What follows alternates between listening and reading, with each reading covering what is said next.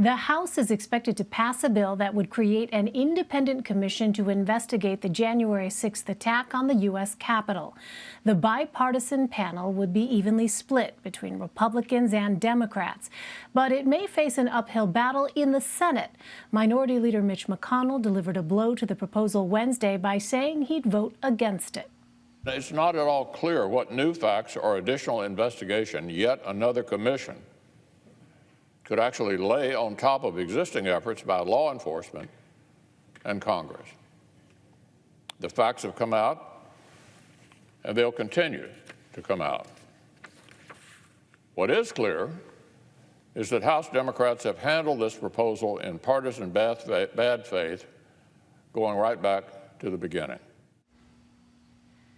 Democratic leaders are dismissing McConnell's statement. Here was Senate Majority Leader Chuck Schumer's response earlier. And it will be on the Senate floor, and we'll see where our Republican friends stand. If they stand with truth, or they stand with the big lie and sweeping truth under the rug, which is so un-American. But McConnell isn't alone. Earlier this week, House Minority Leader Kevin McCarthy also came out against the commission. The Republican claimed it would interfere with ongoing investigations into the riot. And those inquiries appear to be moving along. The FBI is releasing new video in an attempt to track down additional suspects. One clip shows a man attempting to tear an officer's gas mask off, then striking police with a tactical baton. More footage shows a suspect striking officers with gloves that appear to have metal knuckles. Meantime, it was a busy day on Capitol Hill. The House also became the second chamber to overwhelmingly pass the COVID-19 Hate Crimes Act. The bill is designed to counter the rise in violence against Asian Americans. President Biden is expected to sign it Thursday. Meanwhile, President Biden appears to be strengthening his tone with Israel. According to the White House, he told Israeli Prime Minister Benjamin Netanyahu he, quote, expected a significant de-escalation today on the path to a ceasefire in Gaza. Israeli airstrikes on Gaza have killed more than 225 Palestinians. 58,000 people have been displaced. Hamas rocket attacks have killed at least 12 Israeli residents. Here's how Prime Minister Netanyahu is describing his plans to continue airstrike operations. There are only two ways that you can deal with them. You can either conquer them, and that's always an open possibility, or you can deter them. And we are engaged right now in forceful deterrence, but I have to say we don't rule out anything. We hope we can restore quiet. We hope we can restore it quickly. I want to say that we're doing that while doing our utmost to avoid civilian casualties. For more, let's bring in Ed O'Keefe, Caitlin Huey-Burns, and Liz Goodwin. Ed is CBS News senior White House and political correspondent. Caitlin is CBSN's Washington reporter, and Liz is Washington bureau chief for the Boston Globe. Welcome to you all. Caitlin, let me start with you. How is the decision by both Republican leaders to oppose the January 6th commission playing out with the rest of the party? Do you expect to see any lawmakers break with leadership? Well, Elaine, after McConnell announced his opposition to this bill earlier today, it felt like the air had been let out of the balloon up here on Capitol Hill. Talking to Republican lawmakers after McConnell released that statement, you could kind of tell that they were trying to find reasons now not to support this bill. They echoed a lot of the sentiments that he expressed in that clip you just played.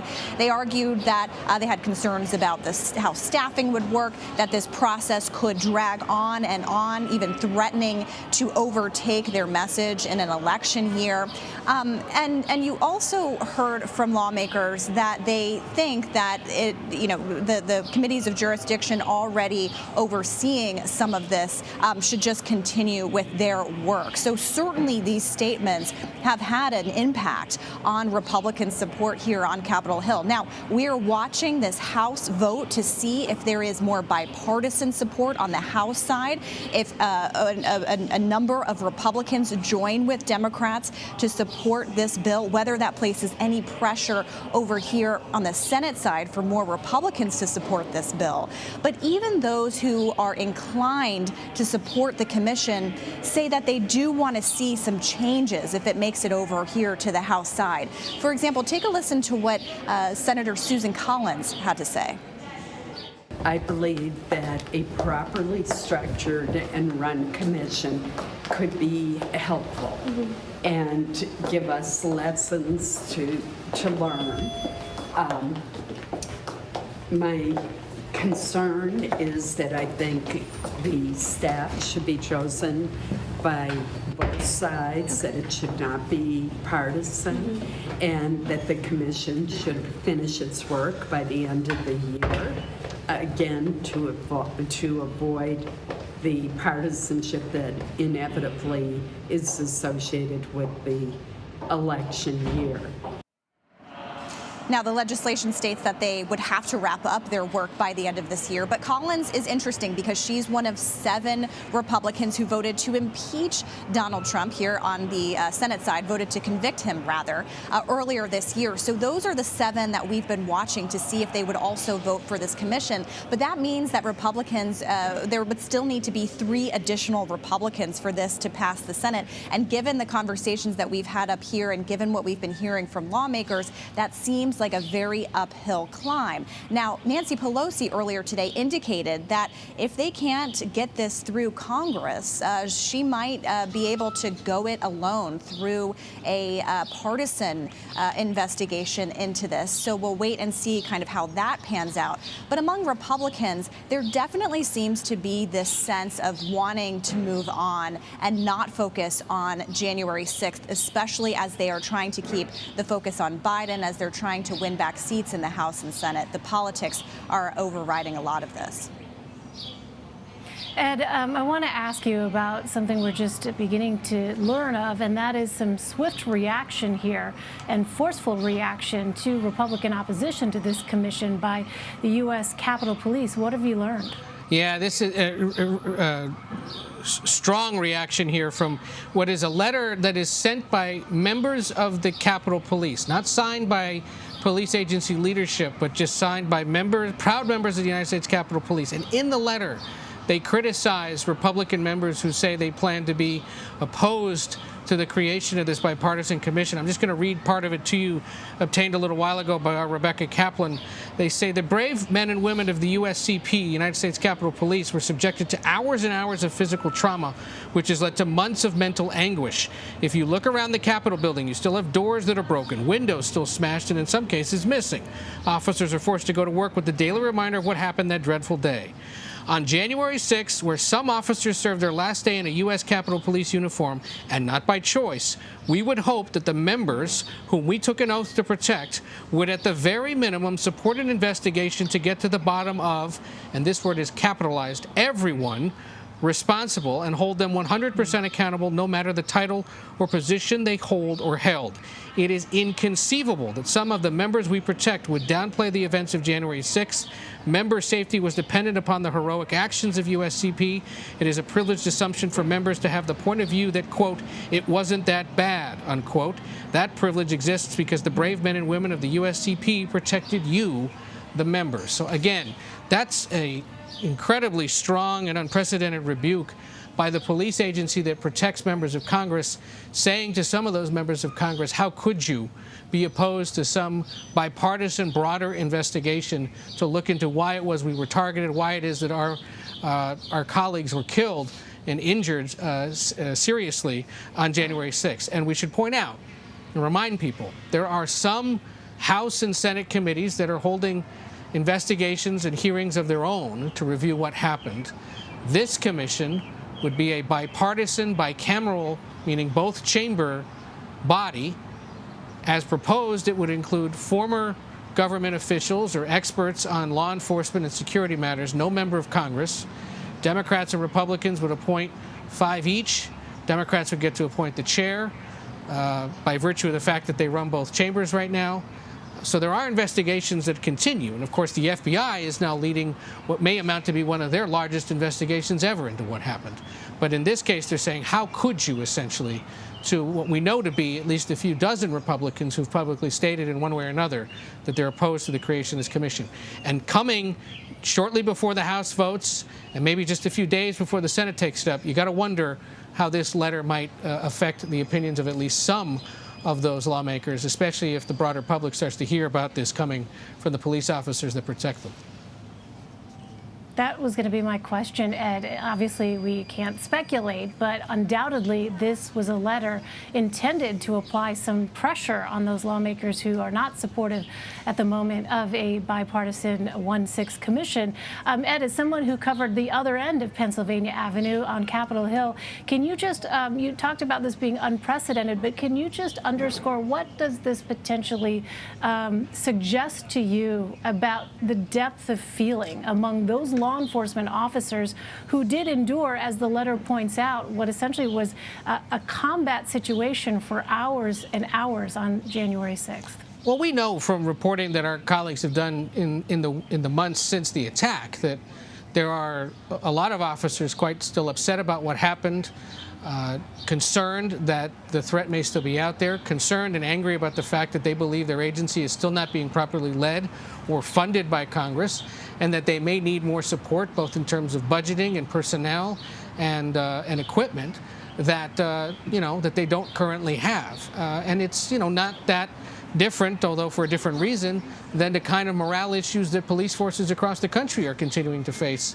for all sorts of reasons. And there have been some reports in recent days about how police agencies are struggling now to fill jobs. And undoubtedly, there's going to be an issue with that in either retaining officers who may opt to get out and hire new ones to work for an agency that's been quite beleaguered, historically beleaguered in the last 5 months or so since the attack. So to be able to send out this kind of a letter and to do it on U.S. Capitol Police letterhead, which would suggest that they have the supportive leadership to do this, is just an incredibly strong signal that those that are literally sworn to protect these men and women who serve in Congress, who stand at the door, who keep an eye on them at the local airports here in D.C., and who are there all hours of the day protecting the Capitol complex, are not happy to hear that at least some of them don't want to look into this. And, I think one of the other things we'll see is you've heard a lot from Republicans in recent years about, hey, you have to back the blue, back law enforcement across the country. Well, this would suggest, why wouldn't you back the blue by supporting us and at least allowing this commission to look into what happened and who's responsible? All right, Liz, we want to switch gears, and I want to ask you about an entirely different topic. After the U.S. Supreme Court agreed to hear a Mississippi challenge to Roe v. Wade, Texas Governor Greg Abbott on Wednesday signed a law banning abortions as early as 6 weeks. That's before many women even know they are pregnant. What are the political implications? Yeah, this law is really unusual, and legal experts aren't really sure what's going to happen with it. It's unique, and basically what it is it's sort of a cleverly designed law to get around the fact that Roe v. Wade, which is the law of the land right now, says that you can't ban abortion before the point of viability. And every year states try to do it, and every year federal judges block those moves. And in this law, they're sort of getting around that by saying that just random citizens are the ones who would enforce this. So any Texan could sue an abortion provider if they're providing abortions to women after that 6 weeks point. And that really just, no one knows what's going to happen there. Planned Parenthood says, and abortion rights activists say they are going to pursue all their legal options here. They do not want this. They don't think this is constitutional, and they're going to fight it. But no one really knows what's going to happen because it is a unique law. And Caitlin, on another topic, President Biden is calling for Congress to pass police reform legislation before May 25th. Is that deadline going to be met? In short, no. Negotiators here on Capitol Hill say that that is very unlikely that they will be able to reach an agreement. But I did have a chance to catch up with Senator Tim Scott earlier today. He is, of course, the Republican who is leading the negotiations for the Republicans on this bill. And he said that both sides are not concerned with the president's timeline because they want to get an actual product. So they're focused more on nailing down the details and getting to a solution than getting it done by the date proposed by the president. Now, House members are going to recess next week for 3 weeks, but we're told that the negotiations and conversations will continue on throughout that. And what's been really interesting following this legislation on Capitol Hill is that unlike some other issues, this is a group that's really kind of kept their heads down and have expressed that both sides are working together and in good faith, they say, and want to get to a final solution. There remains several key sticking points, protections for police officers against civil suits being a top one for Democrats. So whether they can actually get to agreement on some of these issues remains to be seen, but the talks are still ongoing and progressing, even though they are very unlikely to meet that deadline next week. We know that the biggest impediment to legislation on Capitol Hill is time. The more time passes, the harder it is to get legislation through. But these lawmakers say that they're committed to getting something done. And we should also point out that at the state level, there's action being taken. And that's maybe what we'll see kind of in the meantime. In Washington State, for example, Governor Jay Inslee just signed yesterday a sweeping bill related to police reform. So there's efforts underway at the states. Whether that starts to build some public pressure here on Capitol Hill remains a question as well. All right. Ed O'Keefe, Caitlin Huey-Burns, and Liz Goodwin, thank you all. Really appreciate it.